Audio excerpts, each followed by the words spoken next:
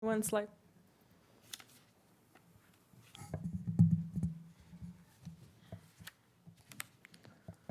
Okay, I'd like to call the October 8th meeting of the BDC to order. And you want to take roll call We'll do or roll call. Yes, Brett Marchie, here? Esther Bates, Present, here. Jennifer Dryden-Hess, Here. Halina Wiluda Kazmierczak. Here. And Jennifer, for everybody's record, is participating on Zoom, and looks like we only have Jennifer on Zoom right now. So, Okay, Esther, since you're next to the flag, would you like to lead us in the pledge? Sure. Please stand. Put your hand over your heart. I pledge allegiance to the flag of the United States of America and to the republic for which it stands, one nation, indivisible, under with God. liberty and justice for all. oops. A little out of harmony there, but that's okay. Okay. So next we have preliminary matters, and we need to open the floor for public speakers on items not on the agenda. We have nobody here with us in person, and we only have Jennifer with us on Zoom, so there's no public comment. We can close public comment. Okay. So discussion items? Right, so item number 2A is the Copenhagen Drive closure design guidelines. You met on this item on September 23rd and discussed it on a virtual workshop and scheduled this next review of the design guidelines for today. So we as staff have done some more work that was added and distributed to you and the public in the packet. If we could have my screen shared, please. So this is essentially the work, and just for everybody's knowledge, once again, I haven't announced it yet. Here at the Branding and Design Committee, our chair, Rene Karskov, has resigned, so that is the reason why he's not here today. But he was the one that put together these draft guidelines that were reviewed by you last time. I have gone through those and added some more information, made some changes as suggestions. Essentially, everything on the first page stays the same. On the second page, I highlighted the changes that I was proposing. So we are talking about food and beverage rules for compliance should include, for the item 1, it's outdoor seating, both street seating and sidewalk seating may not exceed the F&B business's frontage width. So we want businesses not to compete with each other, but I'm suggesting here to add a clause that unless the business obtains a written consent from an adjacent business to expand onto their frontage width, with such expansion is subject to approval by the city of Solvang through an encroachment permit. So if, say, a neighboring retail business or whatnot wants to be okay with letting, a winery or a restaurant expand onto their frontage with a written consent, we could look at it and issue an encroachment permit to extend into that area. The other change that I included here is about the umbrellas. So I'm saying that umbrellas must be one color only and just clarifying per business so that it's clear not the whole street has to be one color, but just one business. Now the heaters, I'm suggesting, Rene had created this prong here that heaters must be gas operated only without any cables. Well, the ultra light heaters actually work a lot better in the wind environment, and if we are only using umbrellas, that could be an option. So I just wanted to see if we could allow for that for as long as all of their cables and everything is properly tucked away and obviously safe and out of the way. So this is the fire department access lane that is still being maintained, just like we discussed before. Exhibit A was the rendering that Rene Karsko had put together, and he has actually purchased the building that's blue over there, the bakery. So we talked last time about creating a model room, and he's actually in process of creating the model room in his own business. Oh. So we can benefit from that experience. I understand that the model room will be available for viewing by first thing Monday morning. Great. Yeah, so it's exciting. Before any of this can be implemented, we will have the model already available live on Copenhagen. So these are the dividers that he had proposed, which he is now starting to install. They have wheels in them, so there's some flexibility. Planters with flowers that can go in between of those to add a little bit of color. This is some guidance of the items that are not recommended: colorful plastic, plastic material. Now the hanging street lights. So last time we had our public works director, city engineer Matt van der Linden with us, who spoke to you in quite a bit of detail about his recommendations for the light bulbs and how those could be hung. So he's done some of this research and determined how many feet they would need to be, and he is recommending the amber tinted Edison vintage bulbs from his perspective as the choice. But you could have some discussion if you want about the look and feel of those light bulbs. This is kind of, this is from a brochure from the lights company. This is the look of how they would look on the street. We are proposing doing it in a zigzag type of motion. That also allows us enough flexibility to where if any one of the owners would object to us actually attaching it to their building, we could skip a building and still maintain a fairly good zigzag type of look. Now, last time you took the action of recommending partially reopening parking lot or the block between 1st and 2nd on Copenhagen to allow for traffic flow into parking lot 2. That is a decision that will ultimately need to be approved and decided by the city council. But we have this analysis here of what you could do in order to achieve that. And there's different options that range in cost, but you could choose different options from a look and feel about the type of bollards or benches that you could utilize to create that alternative traffic flow. So these are some removable bollards, kind of similar to what we have, the green ones today, but we could install this kind of black type of bollards to create that additional separation between the traffic and the pedestrian to partially reopen the street. This yellow can also be, of a different color. I've seen some silver ones in there, but the concept is that it's literally on wheels, so very easy to move, depending on how permanent we made this arrangement. And then there's different options for just concrete barriers that we could use to secure the street. You could use round ones, the square ones, and of course there's also an option to have some benches, and there's lots of different choices in the type of feel and look of a bench.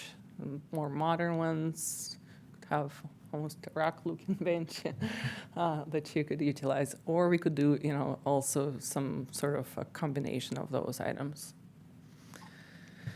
So this is a diagram of how the closure would work with the partial closure or reopening of that street. And then here's the budget estimates. So for the city cost, we have actually already purchased black furniture for the common areas. And we spent about $5,000 on that. My estimate that to put umbrellas in all of those, it would be an additional $1,000 instead of the parklets. we would have to figure out what we would do with the parklets. There was no longer parklets on the street. About $16,000 is our estimate for the hanging lights, and then the more expensive item is a maximum of $24,000 for partial reopening, depending on what items we choose. Based on Renee's experience of creating the model room, we are estimating that the cost for a business to implement this type of feel and look would be about $3,000 per business on average. And the city, or recommendation to the city council would be that the city would establish a program of a zero interest loan to the businesses if anybody needs the cash to implement this. That could be then repaid over the 12 months, which this design enclosure currently is planned for. So that is kind of the report on changes here. We also have had updated surveys. So the survey online has been continuing to run. We are continuing to see the same trends, and this is, not limited to who can. Anybody that can get online obviously can fill this out, but they can only fill it out once. So we're still looking at 81% saying that they are in favor of Copenhagen street closure, and only 19% saying that they are not. And we had 156 responses, I believe, by then. Everybody is definitely in favor of restaurants and wine tasting continue to be opened. We also have the cohesive look being the top priority for people when they talk about design guidelines and what it should include. Number 2 is the functionality to accommodate weather conditions. We have, to the question of what should the design for Copenhagen Drive closure emphasize, the old charm Danish town is definitely winning with a follow-up on the cohesiveness. So 70% are saying that the old Danish town look is the most important. Now to the question of what elements would you like to see in the design, everybody is favoring the lights, more plants and umbrellas, and then cohesive look. Tents are definitely very unpopular, as you can see, and the parklets are not very popular as well. Now, this is the question where we've been going kind of hovering around 50-50. We've got 52% that are still favoring opening the parking lot to traffic, so partially reopening that one block of Copenhagen, and 47% are opposed to that. Now, this was added late in the game, so there's only 19 answers of who is actually participating in this survey. And as you can see, there is 13 residents that participated and 6 local businesses. So that is probably fairly telling of who has participated in this online survey. Now, I'm not going to scroll through the rest of these surveys, but in your packet, you also have paper copy of a survey that was personally delivered to all the businesses on Copenhagen Street to make sure that we distinguish their opinion and their vote in this. So those were delivered in paper copy and are included in detail in your packet. And those results are fairly mixed, but generally I would say about 50-50 in favor of keeping the Copenhagen street open. So with that, I would like to open the floor to your discussion. I think those items in envelopes is something else different, not related to the survey. But basically what we need to achieve today is whether or not you are in agreement. We can start with, the probably easier items that you had already reviewed last time and see if you're in agreement with all of this language first. And then we can discuss a little bit about your recommendation for the partial opening of the Copenhagen Street to the parking lot too, and see what kind of bollards or benches you would recommending to the city council. So, Well, does anybody want to start? Can we go back to, so I can see everyone, please? Is that possible? Thank you. Easier to read faces. I do have something I'd kind of like to start with. On attachment 1, the temporary closure of Copenhagen Drive with the goals. I concur with what's written, but I think that it could be stated with a bit more clarity. And to that extent, I did put together a kind of revision of that I would like to share. And sorry, Jennifer, I did not email it to Zena, but perhaps I can throw one that way and hold one.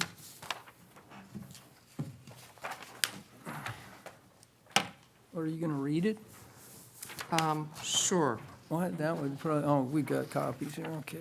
So, attachment 1 begins with the direction by the city council, and following that is brand and design committee goals, and I put a branding and design committee objectives to support the city council resolution 20-1123 to close Copenhagen Drive by establishing design guidelines for food and beverage businesses that obtain encroachment permits to utilize public spaces. The primary goal is to better enable social distancing during the COVID-19 temporary closure while keeping the focus on Solvang's unique Danish culture and old world architecture. A style guide will assist in creating a cohesive and stylish look that is budget-friendly, adaptive, and flexible. Space dividers, barriers, planters, furnishings, and umbrellas are some of the items specifically addressed, along with rules for placement, safety compliance, etc. The design is intended to be functional and blend with the streetscape rather than visually competing with the town's architecture. Budget constraints have been carefully considered along with the ability for businesses to quickly implement the design. And my last sentence isn't really a sentence, it's just some notes about clarity on who's paying for what and the city-sponsored loan, which hasn't been defined yet. The reason I put this together is that I felt as though that's what's kind of already touched upon, but that what really is desired by the business community, from what I'm hearing, is a lot of clarity in what they can do. And to that extent, if I understand correctly, the design guidelines are only directed towards the food and beverage business component. And that's why I did put that into the portion here, and that it does require an encroachment permit to utilize public spaces. So just kind of trying to make sure that everybody understands you can't just move out there and it has to be a specific business. The open restaurant authorization, I think that it's in some ways similar. I didn't work on rewording of that, but I feel like it needs some more clarity on that. Again, so that when businesses go to actually, hopefully they're going to be focused on doing this and doing this right away, we are as clear in providing them direction as we can be to eliminate confusion, questions, and hopefully also get the public, and the businesses on board with this. We can't ever make all the people happy all the time, but I think this is really important to have it be as easy to understand and adopt as possible.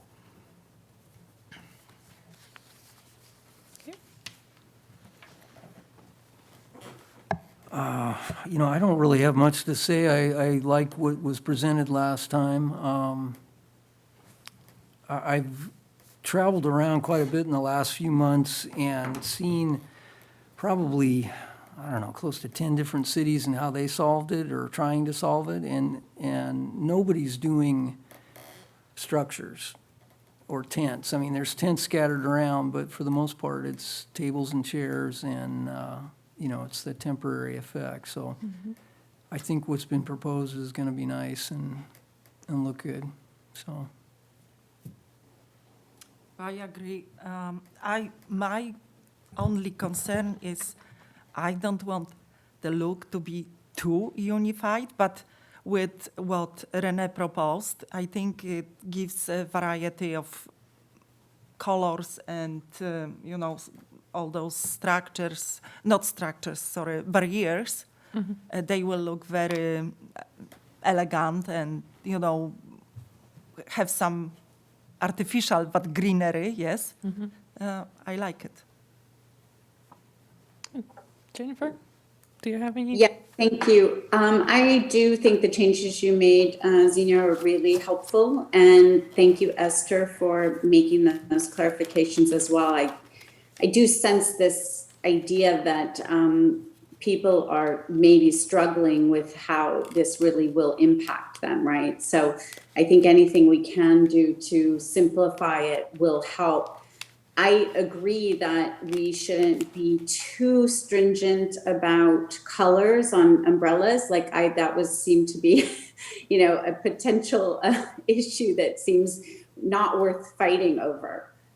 So I absolutely think that we should open it up, and the way you've written it is perfect. My biggest concern thinking about this and being down there again on the weekend with my daughter and my grandkids again was the parklets. I do think we have to figure out where they go and how they could be utilized. And my question to Esther is this, I think, because I think you have the best a handle on the Danish part of this, which is still in my mind, how is there a way to reuse those parklets and make them look more Danish instead of just, moving them aside? Or are we missing an opportunity there for other businesses to use those parklets in the open market concept that is written up in the paperwork? I just wonder about that. Is it rather than moving them out or getting rid of them altogether, is there a way to make them incorporated and more Danish? Well, I've been thinking about the parklets too, and I know that when we spoke last time, there was not a real embrace of the parklets. Yet I think a mix could work with parklets and umbrellas. And I really think in some ways, I almost have to defer to staff and the people downtown, because it has to do with the stability of the umbrellas versus, and by parklets, we mean the little structures that IDK built, as to how to make them look Danish. I can't really say that I have any great suggestions for that, other than I do think that making it look like they're intentional and planned within the scope of all the work is what will make them fit in, making them kind of low profile. I don't know if they could potentially be painted black so that they kind of match the other components, such as, the barriers that are black or gray, so that, again, they kind of look like they're part of it, with the furniture in it being black. That seems like that might be a possibility. But trying to make them look Danish, I can't, I think, other than just making them so that they don't detract from the architecture of town.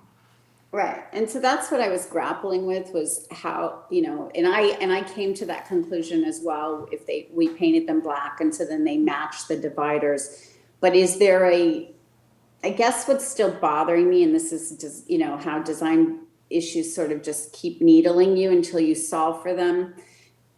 Is it part of what's making it problematic today is that they feel so random. So maybe even if they're more ordered down the street in a regular cadence, that in of itself would make it look less haphazard, right?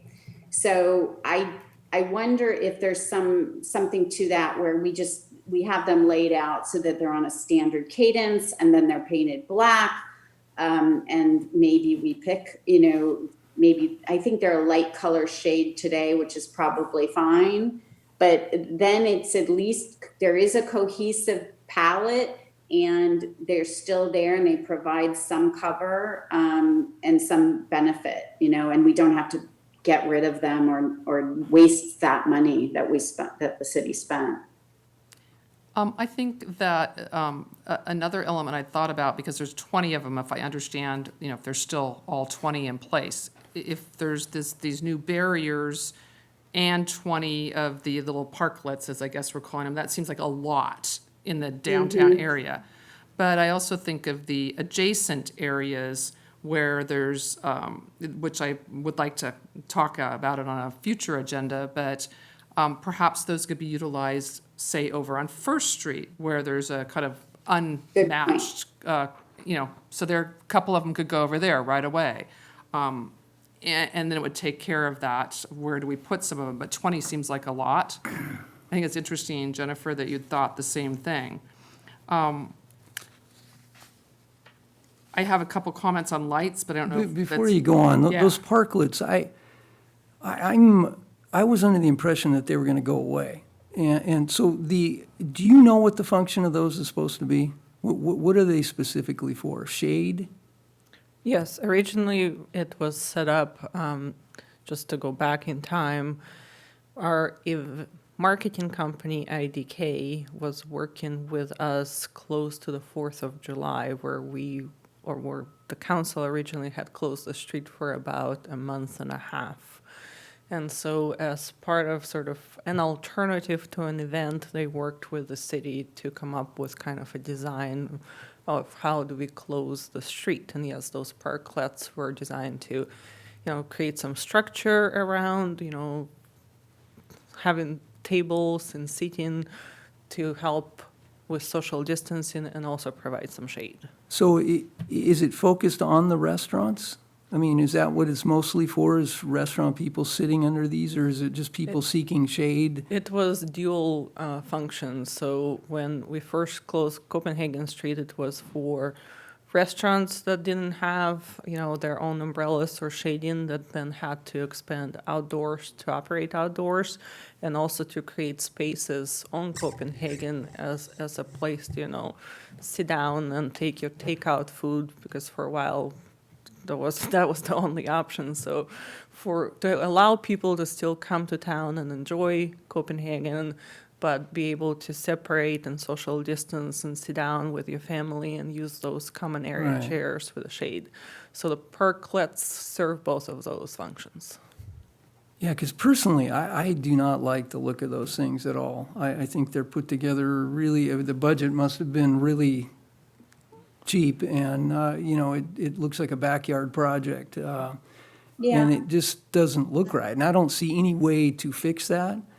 There's just not that much to it, and to add to it is just gonna make it look worse, I think. So I was under the impression they were going away completely, and we were going for this clean look with the umbrellas and bring back the character of the buildings that are on Copenhagen and get rid of that. I mean, to me, they're just another tent.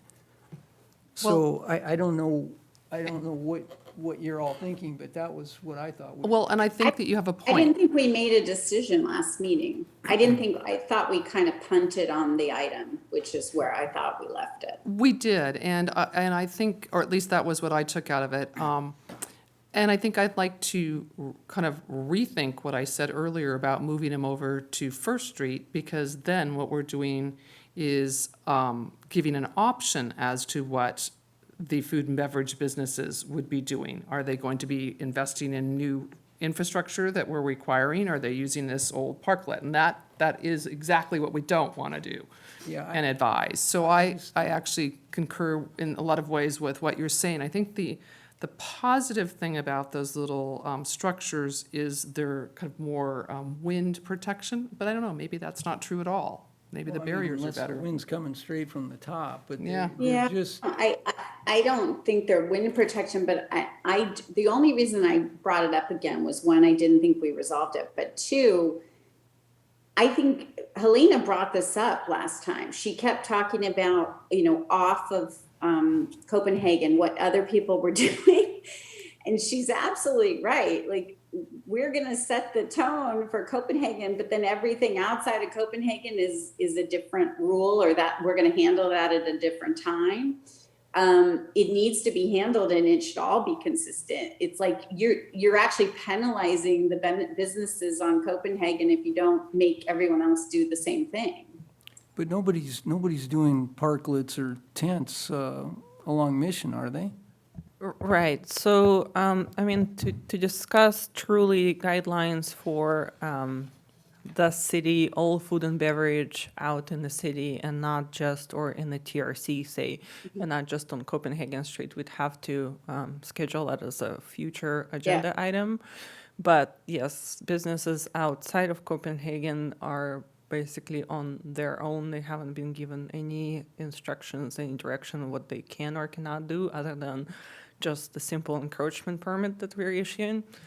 So I've seen a variety of Yeah. things with, hay and different color barricades that are for safety, but, we could Yeah. use more. But in the interest of getting things done, we need to focus on Copenhagen and just stay focused on set the that. tone. So, Yeah. but I don't know what everybody thinks about the parklets, but my first impression of them, it wasn't positive. And so I thought that's what we were trying to do, was eliminate the height and Yeah. the look of those, so. Okay. But, so. I think you make a good point. I back off of my parklet. Well, Ditto. I don't Yeah. mean to No, I think you jump have on you, I just. No, I think you have a good point. It looked like No, something you that did. you built on the weekend at Home Depot with your Yeah. kids. Well, and it was intended Just for reasonable. 45 days on Yeah, no, I which get it. was I get very effective I get it, a so, long time ago. yeah. You know what, I think we have a lot more to discuss, but what I wanted to kind of throw out tonight, to continue discussion, obviously, but I would like to wait on making any decision until after we see the design room. And because I think we've got lots of great ideas, and I would love to see what Rennie's doing, so we can actually see what this proposal looks like before we start saying for sure this is what we want to do, and consider having another meeting in a week or 2 weeks, which still allows the city council to act on it, and potentially add to the agenda, something about the businesses outside of the Copenhagen closure and extending some of the guidelines to those businesses. Is that, and continuing the conversation, obviously, with lots more to Can talk someone about. tell me exactly what Rennie's doing so I'm brought up to speed? I don't seem to know The- exactly what. The picture, the one with the little, He's building a model. yes, he's ordered all those components, so he's gonna have the black tables and chairs, which are easy, but he's gonna have those little barriers that have the green on them, and umbrellas and planters. He's doing a life-size mock-up of the streetscape. Yeah, he Yeah. bought the bakery on Copenhagen Drive, Okay. and therefore he has ordered all those components. And maybe Zena, could you put back up Exhibit Yeah, A, I know. page 12, I know. in case anybody's watching from home? Okay, yeah. Oh, it's the sideways Sideways. one. Well, maybe Yeah. do the 13 that shows it or something, Let's see if I can. because it looks Right. great on paper. Oh. But it'd be really nice to see, what it actually looks like before we tell everybody they have to do it, in case it doesn't look as great as we think. And we sure hope it does, because we want to be able to help businesses be able to move forward Well, soon. I think it's gonna look good, I mean, you can see. Yeah, I agree with Brett. I don't think it takes a lot of imagination Yeah. to know that it's gonna look good. And, he's gonna arrange it a little differently than the next person might, but as long as the perimeter's, in line, I think it's gonna be fine, so. When was he gonna do that? When did he say he'd have it Over done? the weekend. Finish over the it, week- he was gonna have it finished for sure on Sunday. Wasn't sure what time, said it might be after dark on Sunday, but Okay, I was having dinner at the Red Viking store yesterday and was watching him starting to do, to do the work. It's in progress, huh? It's definitely in progress. So I would like to propose 3 colors instead of 2 colors for like the businesses could choose between blue, red, and white. Well, Correct. did Yeah, you I limit the like that. colors in the thing? I don't think No, we limited it. We Yeah. just said- I just said that one color per business. One, Yeah. no, I understand, but then if it's like green, purple, yellow, do we want that? Maybe those are like Danish colors, I think, Danish flag. And Well, and white isn't that, I mean, it's red and white is the flag, but, sometimes it's almost what matches the decor of the business in front. Yeah, I tend to let them have a little Yeah. more variety. I don't know about white. I don't know if anybody's gonna wanna use white, because it's gonna get dirty. Yeah, but it's, yeah. looks a little like a bit more like the canopies that, the pop-up kind of thing that I call the wedding tents. Yeah. I thought I saw somewhere on the in the documents there are blue and red as a suggestion. Yes, so So- that's why I. So there is two things, right, that we are considering here. There is the side of the regulations that you would be proposing for ultimate city council approval that would then regulate the businesses. And then there's the other component, which is what do the common areas that the city would set up look like? And so our common areas right now actually happen to have the black furniture, as Raina was suggesting, which also remember that these guidelines don't actually say that the furniture has to be black for businesses. It just has to be good quality material is what it says.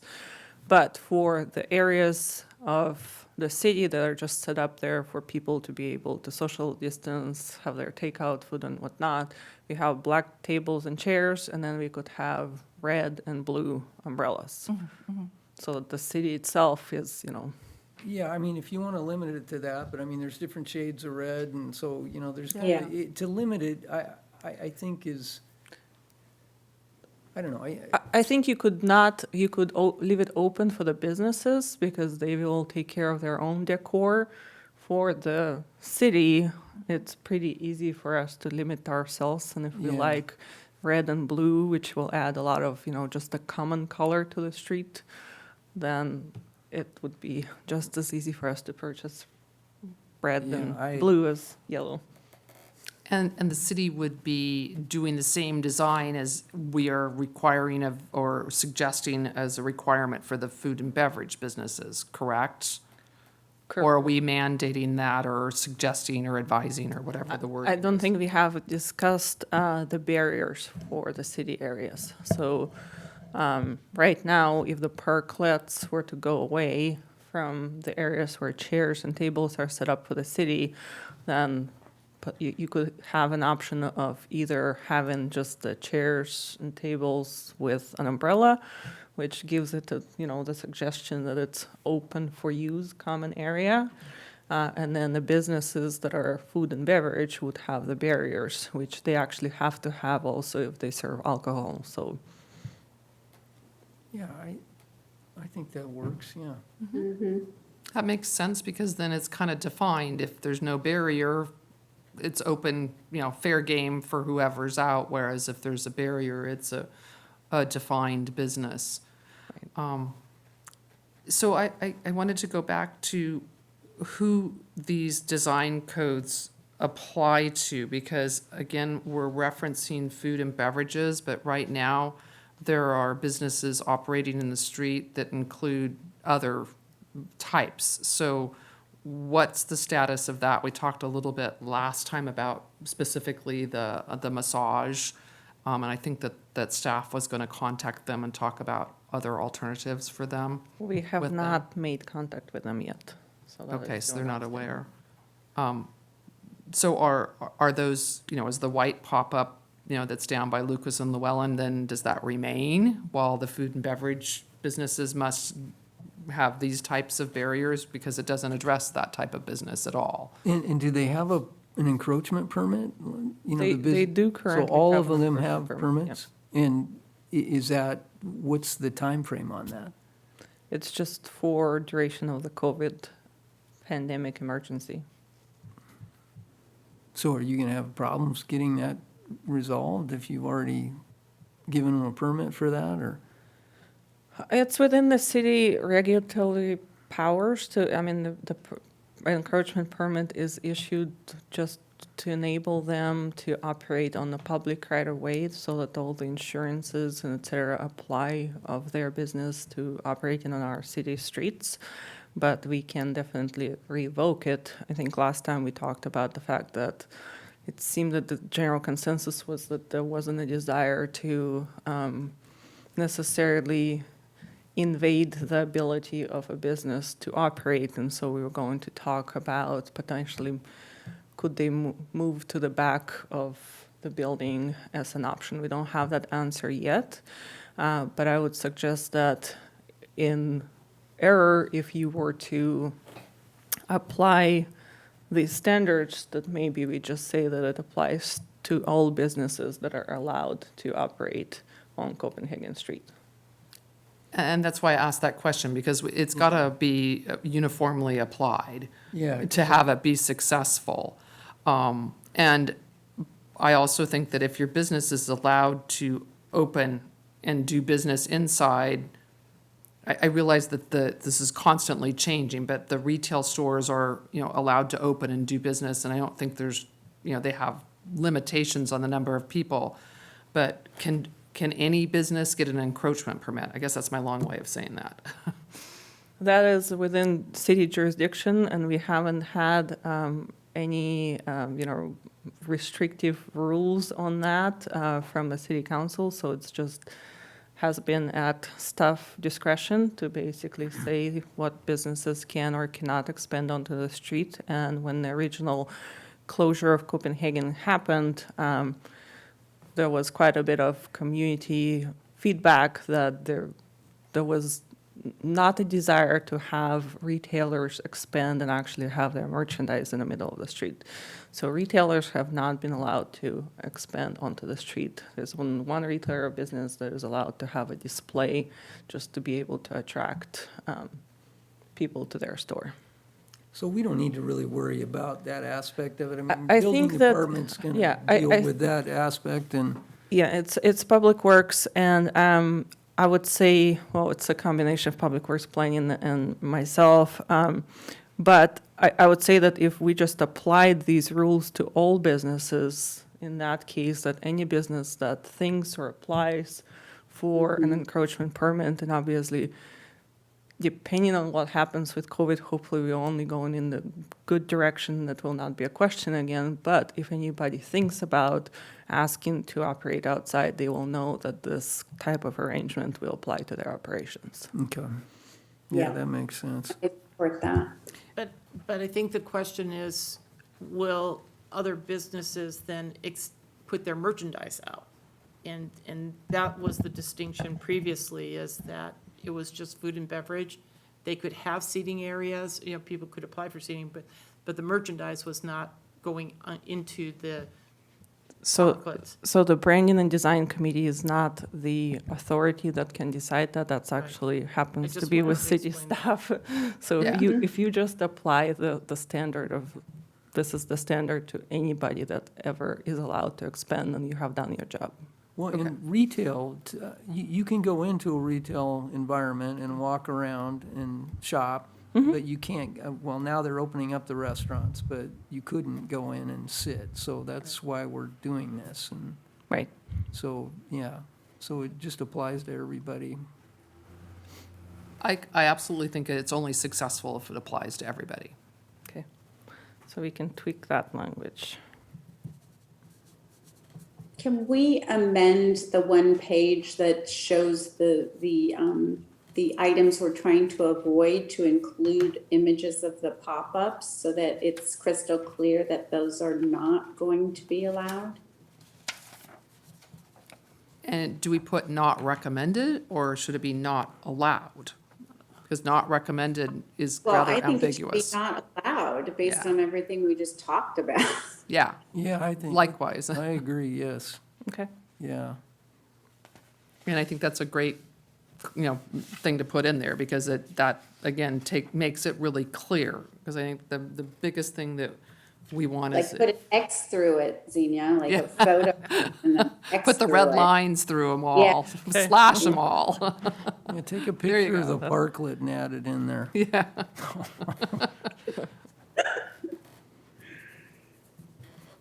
Okay. Okay, so the bollards? do No, we- I think we have light bulbs No, next. bollard, Li- oh, light bulbs? light are Yeah, bulbs next? light first. bulbs Okay. next. Can you put those back up on there, or we,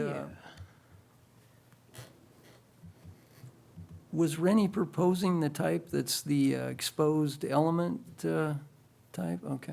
I think staff did. Oh. Yeah. Matt, right? His name is Yes. Matt. Mm-hmm.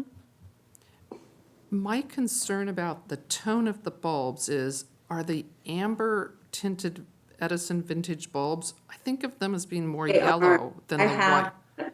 Yeah, they're cool. I mean, they look good. They're, But they're a different tone than the little white lights that are on all the stores and stuff. And then they start mixing in some of the Christmas trees that have LEDs that are another, cool tone. I would love it. I love the concept, but it seems like we need to keep the lights being more like the white lights. And that's really Danish, if you want to talk about a Danish culture thing, I Right. can't answer that. They're white, they're using the little white lights, or a white kind of globe kind of bulb. yeah, I'm a supportive of the white lights, but I know, I get what he's saying about LED. I think but I'm sure that we can find a white, Warm LED. tone, Oh. warm tone. Absolutely, warm white LED bulbs. yeah. Because if they have daylight, they are blue, basically. Right. The light No, is very yeah. good, but.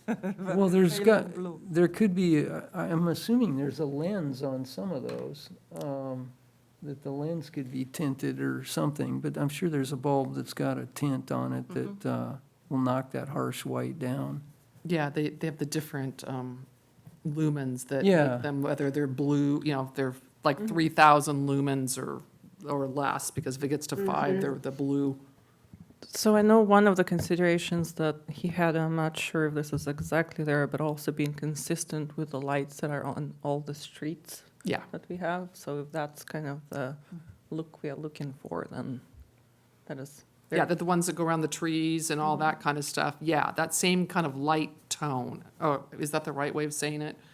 The warmth of the Hue. lights. Mm-hmm. Is there a time frame that these will be on? Do they shut off at a certain time, or? They do. There's timers on the ones with well, we can set them to any particular time, but generally speaking, we adjust the timers for the lights for the trees. So I would assume we probably want to have the trees and these lights come on at the same time, just about when, we have dark.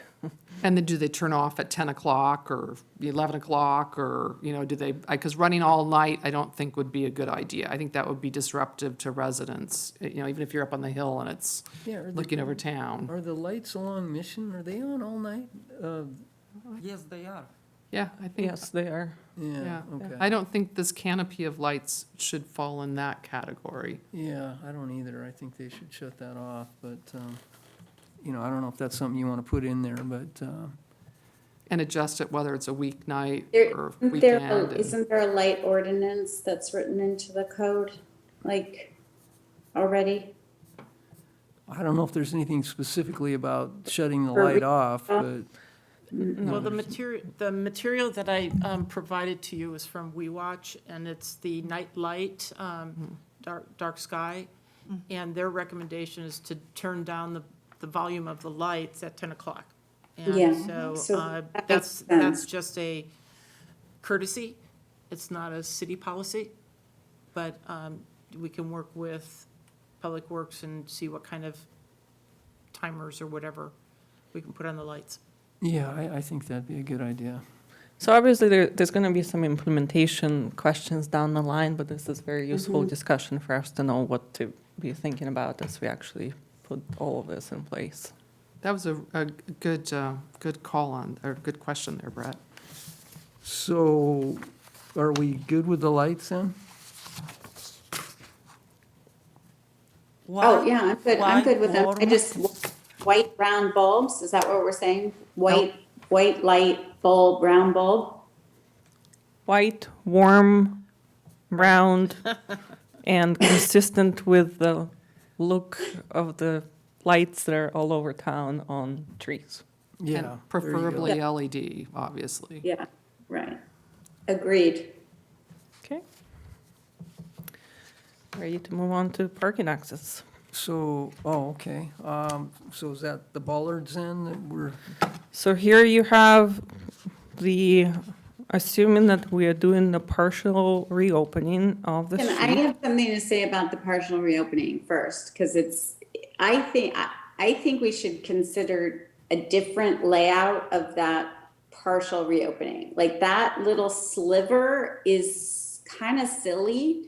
And I'm not sure that even makes sense to like have it be that carve out the way, the way it's drawn on the plan and just have it a straight line across at the end of parking lot 2 and make it simple and let those parking spaces be in front of those businesses and just make it a straight line across and simplify it. I don't know that there's any benefit to keeping the little carve out. Can you put I had questions about that too. Could you put the little map thing back on the screen, Zena? Yeah, I hope Yeah, this is the there's your right one, car. yeah. So it's right here.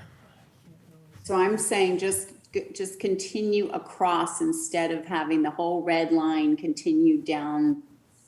Just so making it parking in front of what would be like First Street Leather and such, rather than even having that be open walking Yeah. area.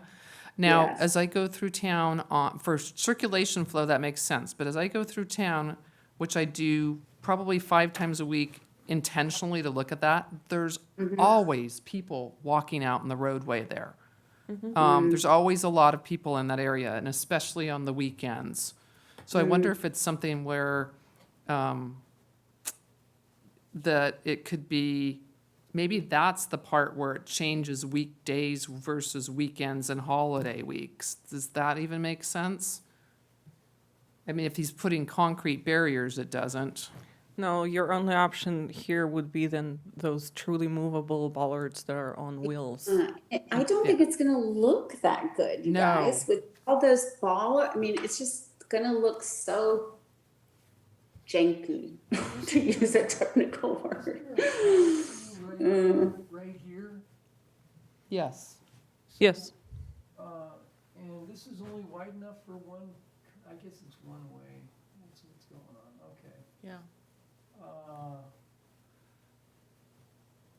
Oh, no, well, it's two-way.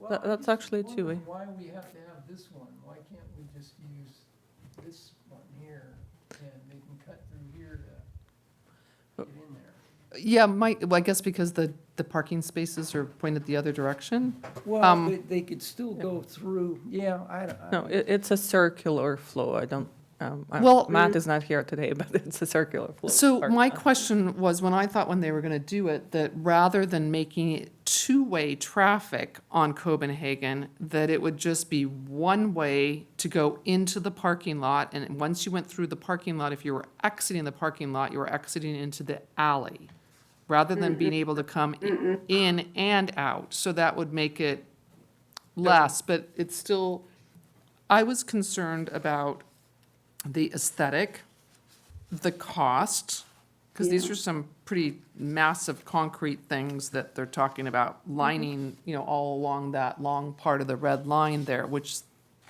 is a lot, to make it look good. I mean, it's only half a block. It doesn't, so when you're standing out there, I get that there's a lot of people, it's shady in that area, it's actually, and there's a ton of, like you're saying, it's a lot of people milling around on the weekend. But think about the fact that it would actually be open to vehicular traffic on one side. It will completely change the feeling of that today. It won't feel like it does today at all. It'll feel siphoned into more of a bowling alley type effect. And I don't think it'll be very attractive or feel good. So are the bollards right now proposed to follow the red line? Is that what we're Yeah, saying? it would be either bollards or barriers or, benches, concrete benches. That was the concrete benches and planters, the round planters and Right. such. And those are all retail businesses along that strip on this side, Yes. right? Mhm. And so nobody's gonna utilize that parking space out there, really. I mean, the city could put their tables and chairs out there, but nobody's really gonna expand into that. So I kinda agree with Jennifer. It just seems like if you just went across in a simple line and, is that what you're saying, Jennifer? It's just a straight line out and leave the street alone? It just That doesn't section, seem. just, you stop the bollard right where, instead of making the dog leg, you just continue straight across, and you're only closing half of the block. Yeah. You're not closing the whole block. So I have a question, because that makes sense, because I was looking at this and I was thinking, this is an awful lot of money. It doesn't look very good. Is it possible that could be a one-way entrance into the parking lot only, and that would still keep that barrier going just across, the short way, but instead of doing it on the far side of the parking lot, kind of do it on the other side of the visitor center, so that what's now the exit to the parking lot would become the entrance off of Copenhagen? I don't know if that would work. It would leave more space open, and in theory, if the visitor center's open, it'd leave that whole area in front of it still closed up. Well, I would not be able to answer that without either our public works engineer or his assistant, who are not here today. I think that from what I remember, it's probably going to be problematic in terms of that circular flow. But I would just suggest maybe for tonight, for you maybe just prioritize what your recommendations are. If this was possible, do this, do that, as option 1, 2, 3, because ultimately this parking lot reopening or not decision is still going to be with the city council. So. Oh, That Okay. part of it, not what we think about solutions for it, or? I mean, I think what I would suggest bringing to the city council is your recommendations for whether or not to reopen that part of the street, which would then need to be finally approved by the city council, because the city council has already approved a resolution fully closing that block. So the final decision is with them. And then providing for your recommendations, the options that if we did option A, how would you do that in terms of design? If you did option B, how would you do that in terms of design? Okay.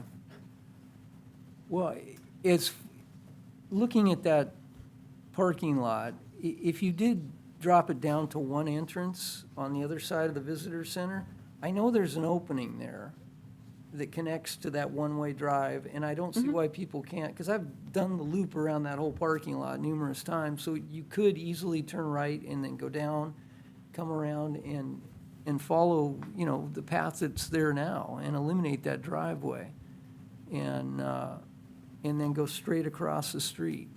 Okay.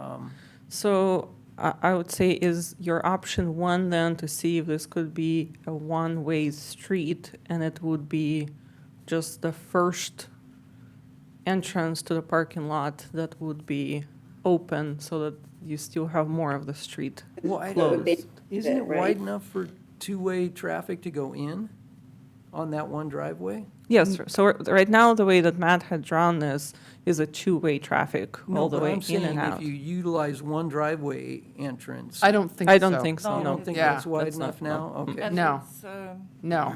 okay, confusing. all right. Well, my recommendation would be to see if it's doable to make a barrier that would kind of extend across Copenhagen from the side of the visitor center that allows for one-way entrance in what it exists now as the exit to the parking lot. That to exit the parking lot, then you would leave via the alley. Yeah, I think that works. Okay. Is everybody in agreement that that's option one? Sure. Yes. Okay, and then is your option two to just only, to basically cut the block in half and have that part of the block completely open and the other part of the block completely closed? That's mine, yeah. Oh, I think that was my option. I mean, that's what I suggested for the option one. But putting that barrier, essentially, can I show you on the, up here? Yeah. So rather than having the barrier here, have the barrier here and have this arrow, this is closed off. Okay. Okay, so we're talking closing it right I don't know if you saw any of that, here. Jennifer. Closing it right there, and then not having this part closed. So we would just have a Yeah, barrier no, I right understood there. I understood your proposal, Esther. I agreed with that. That's option one. Option two is taking the closure from where it begins on this plan, the red line, and just extending it across. That would be option two. Right.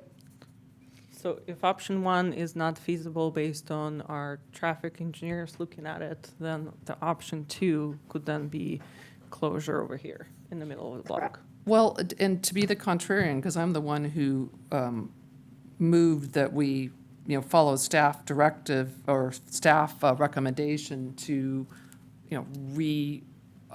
reopen that. I actually would suggest leaving it closed potentially through the holiday season. I think we're going to have a busy holiday season in Solvang.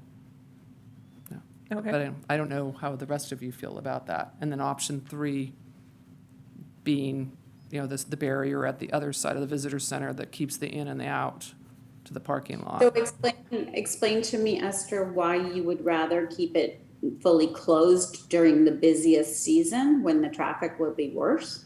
Because of the pedestrian. pedestrian traffic and the number of people on the, allowing for the social distancing. Okay, gotcha. And if you're local, you're kind of starting to, you kind of already got it if you're coming to farmer's market at this point. Not that I don't think it's a good idea to have it be open. Gotcha, okay. I think once it's past the holiday season.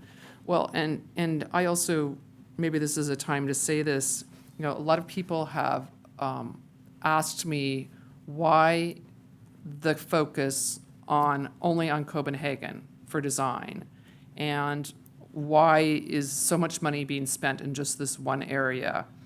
And I've given this a lot of thought because there's definitely an inequity here on one level, but my thoughts on this are that Solvang is seeing a lot of visitors on the weekend. I think our holiday season in town is going to see a lot of visitors, whether the town looks the way it does now, whether it's got these great upgrades, whether it's, Copenhagen is closed the way it is or is modified, we're gonna have a lot of people. But once the holiday season is over, if those people that all come when it's busy and leave with not the best of experience, we want to make that a really good experience for them. That's my take on this. And then they will return, maybe in February, because really the big concern that I see going forward isn't through December at this point. It's after December, when we're still all closed or partially, only allowed to have a certain number of people. The weather's more inclement, potential for, reversals. Let's make the experience here a really good one. Have a really lovely holiday season. There's nowhere else in town that we can close down the way that Copenhagen does. This will pay off in the future, is the way I see it, because they're going to be here regardless over the holidays. But let's make them want to come back, because it's really a cool holiday town to come to, and it's beautiful as it always is, even if it doesn't have as many activities. Right, and I think that that's one of the very important key points that you're bringing up, that the Copenhagen Street is really kind of like the marketing piece for town. That is something that we can control to some degree and make better. And we also have to remember that this year, the Yule Fest celebration will all be looking different than usual because we have the social distancing guidelines still.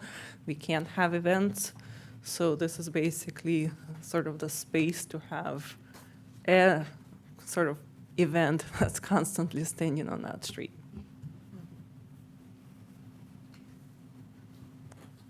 So are we in agreement with our three options on reopening? I'm sorry, I am now confused. So what are three options? Okay. Yeah. So the first one, if we can pull up the diagram again. Option one, and this will depend on the analysis by Public Works, is if we can just put a barrier right here all the way across. So this whole area would be open to vehicular traffic and everything here would be closed. If that is problematic in terms of traffic, then the option two would be putting a barrier over here to where half the block would be closed and half the block would be open virtually, or actually no, option two, if everybody agrees, Esther is saying just keep it closed the way it is, and option three is going the half block. Okay. Yeah. And so we'll do more analysis with that and bring it back to the city council for their final determination. Yep, agreed. Okay. And so with those options, if you can just give some feedback in terms of the design that you would like to see, and that's where come in the different barricades, the Can you put different. those back up again, please?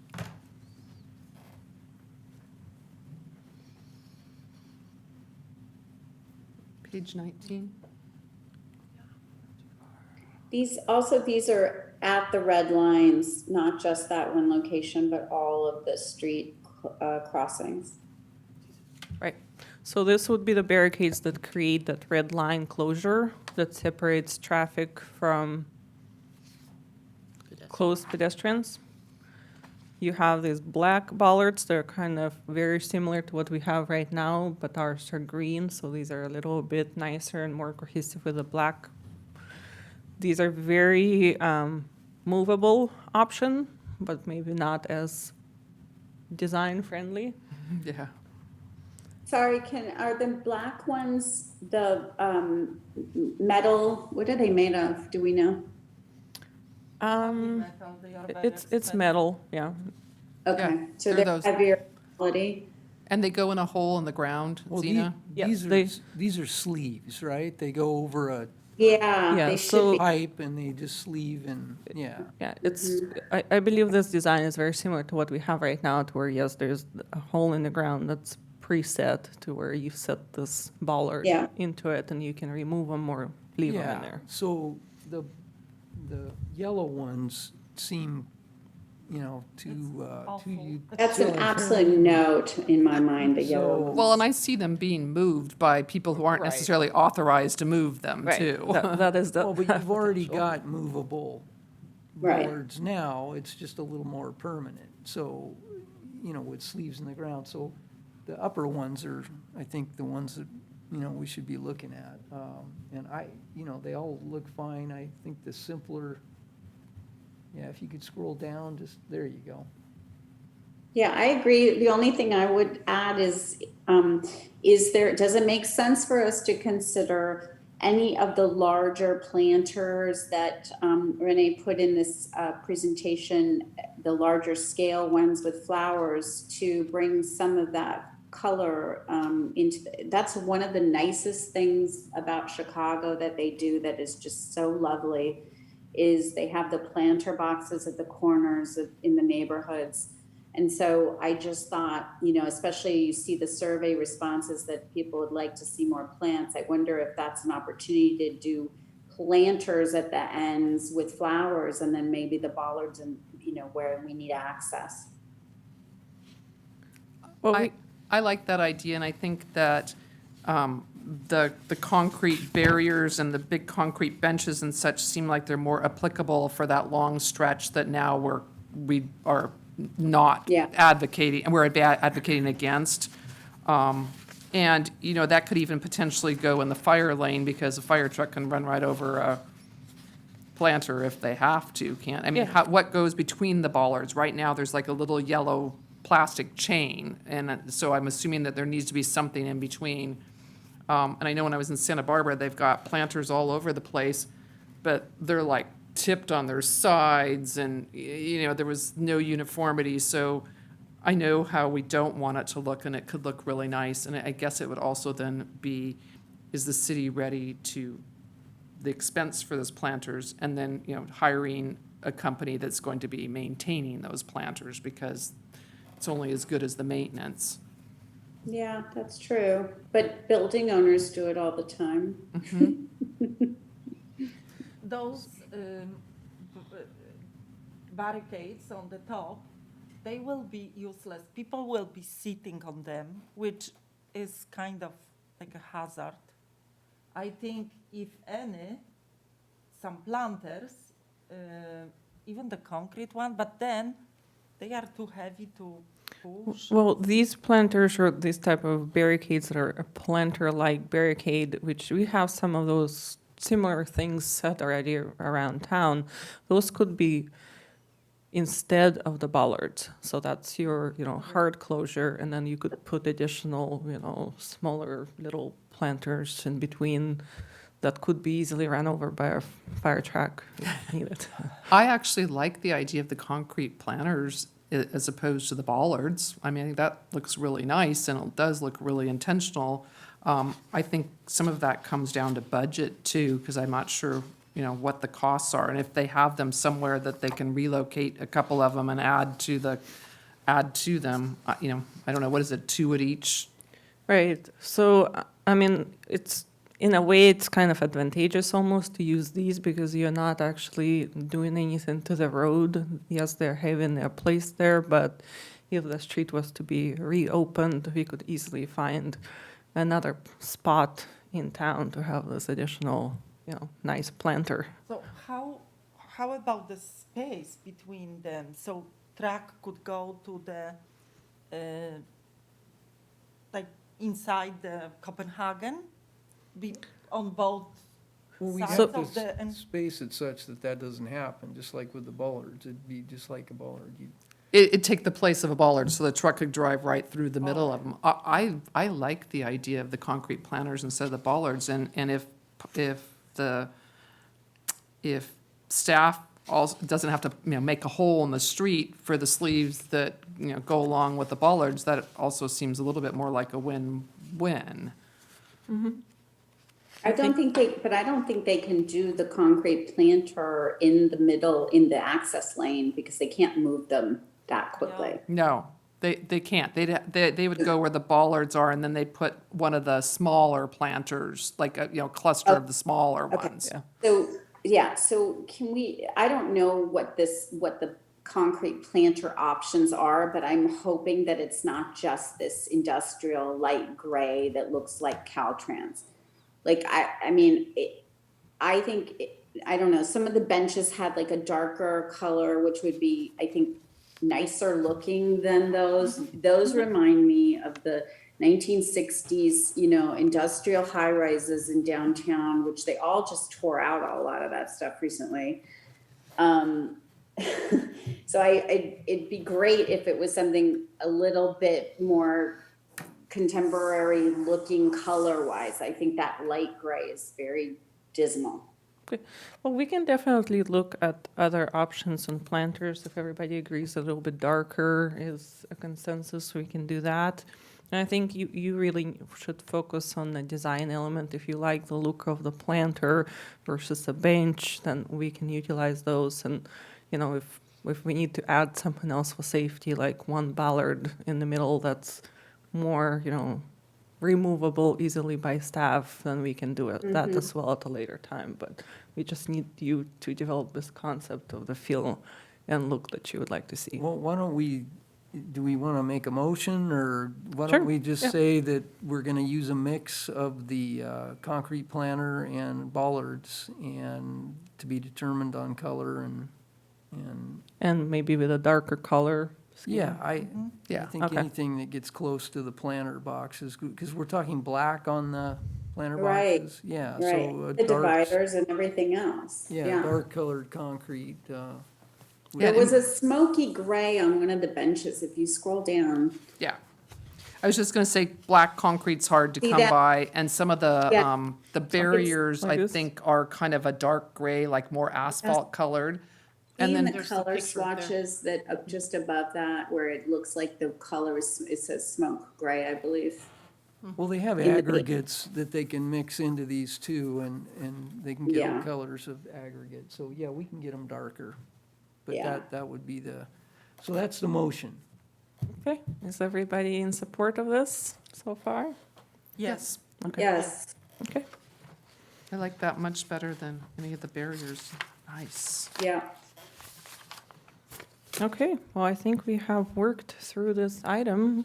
I think we're in agreement with all the suggestions on the language clarifications, what businesses it applies to.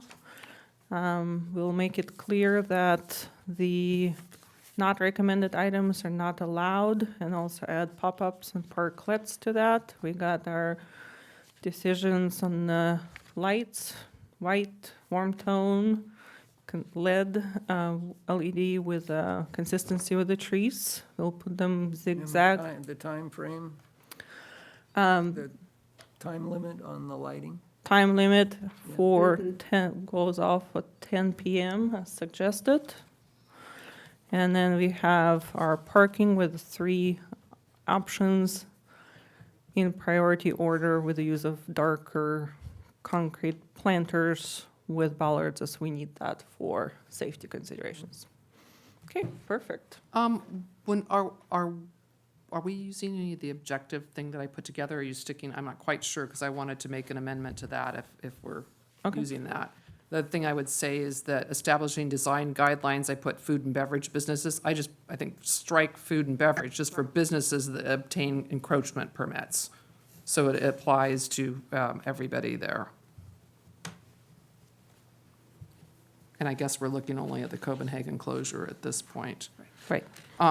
And the open restaurant authorization, does it need, I think, like I said, I still think this wording on this needs to have more clarity. And does it need to have something that mentions encroachment permit? Because it doesn't say anywhere that a permit's required. On page 10, Yes.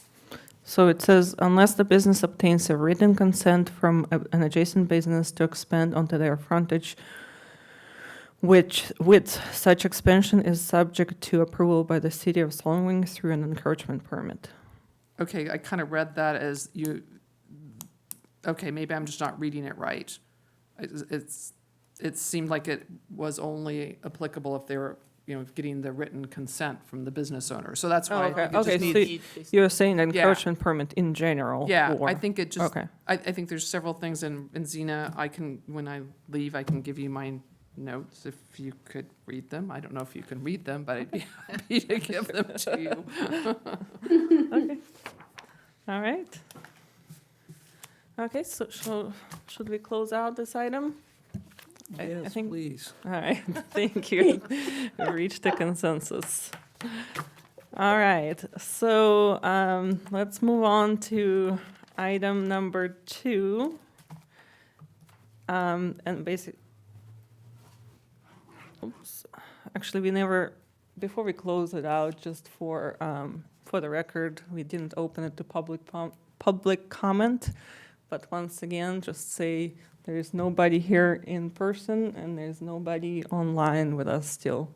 We only have Jennifer with us on Zoom. So we'll move on to item number 2, which is the branding, or rather 2B, which is the branding and design committee duties and responsibilities, language recommendations for adoption by the city council. So on page, sorry, trying to look for it.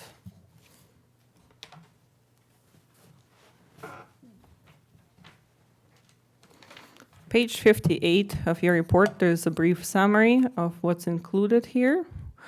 And attachment 1 to that report is the resolution that established the Branding and Design Committee, which is how all of you are here today, and you were appointed by the City Council.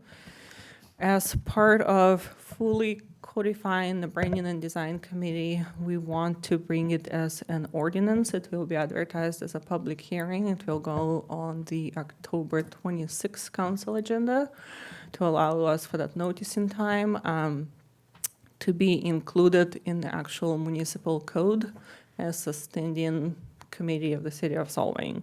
And so attachment 2 to this agenda has the fairly short section that is proposed to be included in that ordinance, which will describe what the Branding and Design Committee actual functions are. And I guess I will scroll down and pull it up.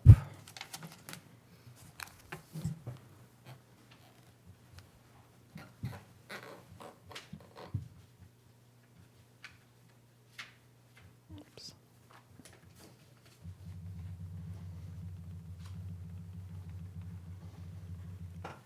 So it's right here. So we would be adding a code section to our Article 2. It would be 2.4, and 2.44 would state the duties and responsibilities for the committee. This is very much consistent with how the resolution was worded and would need to be approved by the City Council. So this says that the Branding and Design Committee shall have the responsibilities for 1, review and approval of functions designated in the Solvang Municipal Code for Branding and Design Committee, replacing the Board of Architecture review. So your attachment 3 is a rather lengthy attachment with all of the mentions in the city code where there is a Board of Architecture review mention, which would be replaced by Branding and Design Committee. And just so you know, even though that's a lot of sections where you're mentioned, you do have professional staff here who are very familiar with those codes, and when it's applicable, those projects will come to you with explanations and staff's recommendations. The second prong is that you would be establishing and periodically review Branding and Design Committee design guidelines as is recommended by either the Branding and Design Committee or requested by the City Council. The Branding and Design Committee would also regularly provide recommendations for design guidelines for the review and consideration of new development. So that's where we will be bringing projects for your review. Periodically review and provide recommendations for sign ordinance amendments. And then finally, process and review Branding and Design Committee applications as requested by the city manager or designee. Just want to open up to you for any discussion, questions, any recommendations you have on this language. If I remember right, before the Board of Architectural Review, there wasn't a staff report, is that right? I mean, you just came in and you sat down and presented your project and then it was reviewed. So are you saying we're gonna get a staff report from planning prior to any submittal to us? Well, the Board of Architecture review was solely looking at the proposed plans conceptually before they were approved by the Planning Commission or by staff. Right. So signed plans were coming before the BAR for review. For the last 7 months, staff has been approving those. So we're going to look at what level of signs need to come to the Branding and Design Committee. Also, we'll be looking at the types of projects that would be coming before you. Every project that's scheduled for a Planning Commission meeting will come before you. And we will provide an analysis of what's available through the zoning ordinance. Is it consistent? What metric are we going to be reviewing these projects? And we do currently have a design guidelines. That is something that will evolve through the general plan process. So we'll make recommendations of how we see that particular project with the standing design guidelines that we have, and then your recommendation will be very important as we move it towards the planning commission. Is there? Then there will be a final review afterwards by the design committee. You know, once we have the construction plans and everything else, we want to Right. make sure that we have a consistency. Your first recommendations to the planning commission action, and then the final construction plans complete the record. Is there, I need to go through the design standards more, but is there a list of findings, that we as a group here, as a board, have to make to say, yes, this is a project we can approve? Is it written that way, or, like I'm on the county C-bar, and we'll have an applicant come sometimes, and they're so far off the mark, and it's really hard to be constructive. And the findings make it easier for us because they, for instance, here, you're addressing the European Old Town architecture, you're using the elements that are in that bag of goods, that you make a building look like this. And if it's so far off the mark, you can easily just say, hey, please help me make these findings, explain to me how this works, and it usually gets people to the point of, wow, I need to do some major changes to this thing. Instead of just saying, I don't like the way this looks, and, the findings are sort of they're written, and it's easy for us to refer to it and not, Guidance. well, it guides them, but it's not like we're being difficult. And. It's the basis for your actions. Yeah, and councils said this is what you guys should be following, and so, I mean, if we could maybe think I'll about. look through the guidelines again. Yeah, I haven't focused on that part of it, but I do Yeah. believe they're there. okay, And so if not, that will be a task that we'll work towards. okay, all right. Yeah, and we can definitely create at least, a template for project review to where there's certain things that you're reviewing as the findings. Okay, And then, of course, we have the design element in the general plan and a separate document that's the design guidelines, the Board of Architecture Review Design Guidelines right now, to be the Branding and Design Committee Architectural Guidelines. And the Board of Architecture Review Design Guidelines are actually a little bit more specific than the general plan design guidelines. right, okay. So right now, we have 4 projects that we're processing that are ready to go to the planning commission. And so we're not bringing those before you because they're so far down the pike. But after the first of the year, any project that comes in, we will bring forward to you for conceptual review. And it goes here first and then planning commission? Correct. Okay, We want a conceptual recommendation from your committee to the planning commission. They're respecting the role that previous BIR had, now Branding and Design Committee. You have the expertise of what it should look like, and the planning commission honors that. And so we want your recommendation. The important thing is, once the planning commission takes action, they're the final decision maker. The next step is you're implementing in a final action what came through the planning commission process. So you're going to take a look at the construction plans and make sure that, everything's been implemented into those final sets of plans.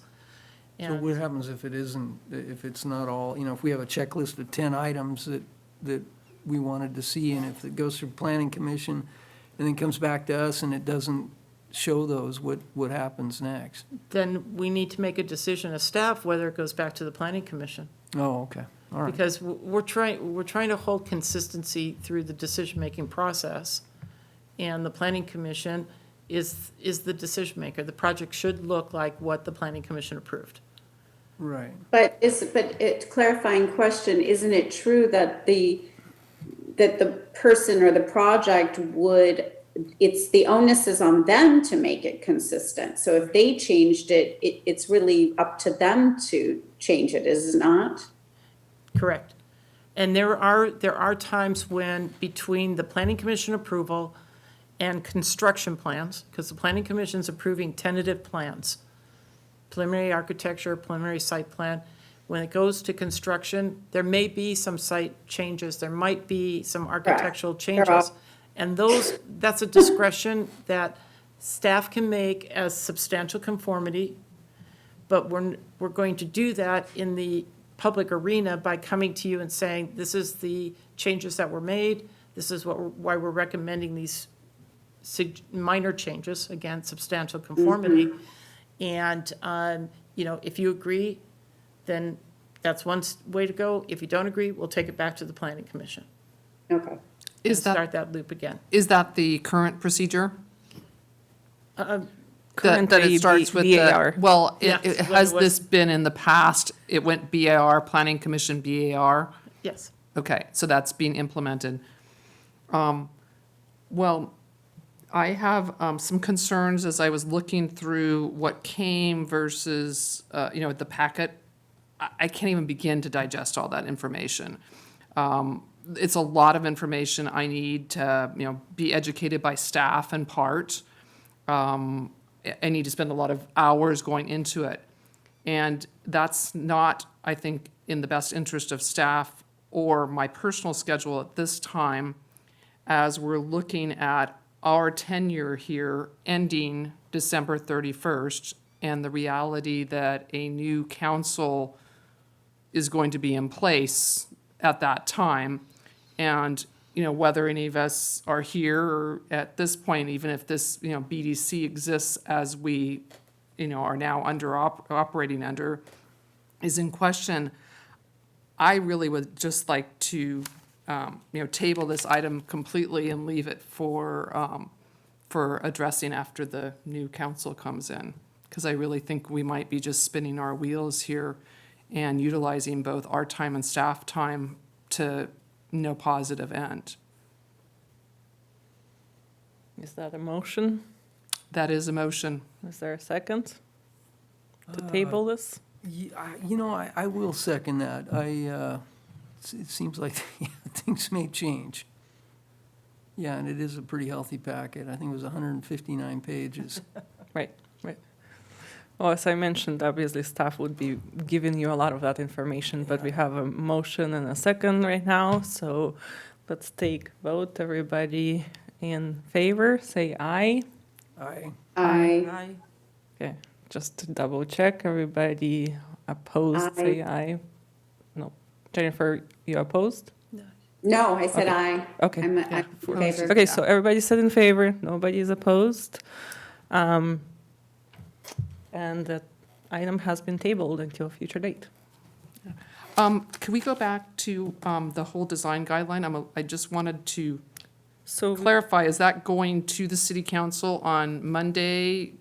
I'm not quite sure where we left off with that. So we already closed that item, but we can go and open up the committee members' comments, and I'm just going to Sorry. address difficult. that there is a council meeting on Monday. We have obviously been wanting to move this subject matter forward because Copenhagen is closed, and it's right now planned to be closed for a year. And if we are going to have a design, we want to make sure that it's fully, we have the full return on investment from these efforts. So there is a council meeting on Monday. The agenda has already gone out. And one of the items on that agenda is your recommendation for the Branding and Design Committee. So whatever recommendations you have made today will be incorporated into the final report and presented to the council. Okay, I wasn't 100% clear on that. And then does that, one thing I would like to add is that any recommendations we make and any action that the city council takes on all these design things is only as good as the enforcement. And I think that's part of some of the challenges in Solvang right now is the enforcement. So, I hope that there's discussion about code enforcement at some staff or council level, because we can all come up with great ideas and there's already lots of rules in place, but they need to be applied across the spectrum fairly. And I'm really glad that I don't have that job. No, that would not be BDC job. Any other committee comments? You can make any general comments, comments about future agenda, anything else you would like to say? Jennifer? No, for me, no, thank you. I have a question on the procedure for appointing a new member to our committee. Is that also on the agenda that I haven't seen for Monday night? Yes, that is also on the agenda for Monday night. Have they defined the procedure for that? And No, so this is going to be the first formal information to the council, letting them know that the chair has resigned and we have a vacancy again in the Branding and Design Committee. What is on the agenda is just a consideration for them to consider an alternative appointment. Okay. Would it be appropriate for a future agenda to discuss the design guidelines for the business with encroachment permits that are outside of the Copenhagen closure area? Yeah, I think that's a good idea. If there is a general support for that, then we can put it on a future agenda. Yes, I'm supportive of that. Okay, Yes. looks like everybody is in support of that, so we can put that on the future And agenda. is that something that we want to wait till November, or do we need to meet more regularly? Much that I cherish my Thursday nights with all of you. So I don't know, if because, my concern is that in order for this to be, in place and implement any of these improvements and enhancements, it's got to kind of be fast-tracked. So I don't know So how. what are you suggesting, a Like in weekly two, meeting? yeah, or- no, like in 2 weeks or something Yeah, like we did I- last time. I'd be fine with that. So October, you would like to schedule a special meeting for October 22nd, say, the Thursday? Sure. That's Whatever fine. works. Yep, agreed. Okay, so we have a majority of you supporting the special meeting on October 22nd, and your next meeting will be October 22nd, followed by a regular meeting on November 12th. And then that meeting would be after the election. Are there any other topics, Brett, or anybody that we're supposed No, I'm to good. bring up? Are we ready to adjourn? So for the next meeting, then, what might be helpful is just focus on, the design guidelines that BIR was previously using, to look at some of the features like planters, landscaping, some of the decorative features in the front. The building architecture, I don't think you need to focus on because you're trying to do something similar to what you're doing in Copenhagen. But there are sections in there that talk about fencing, talk about landscaping, talk about planters, signage, some of those things. And so that might help in the discussion for the next meeting. And then the city council on Monday night is going to give some more direction, because we're only making recommendations. We don't make any decisions. They may Precisely. throw out all of our, ideas. Right, absolutely Yeah. correct. Okay, any And if you have additional? any questions, you can reach me at the planning office or email. Thank you. Thanks. Okay, And Zena, of course. yeah, they know me already. Any other comments? I think staff doesn't have any more comments, so if you would like to formally adjourn the meeting, Mr. Chair? Yeah, I'd like to make a motion to adjourn the meeting. You actually don't need to make a motion, you Okay, just I'd like say to- adjourn the meeting. You adjourn the meeting. Thank you.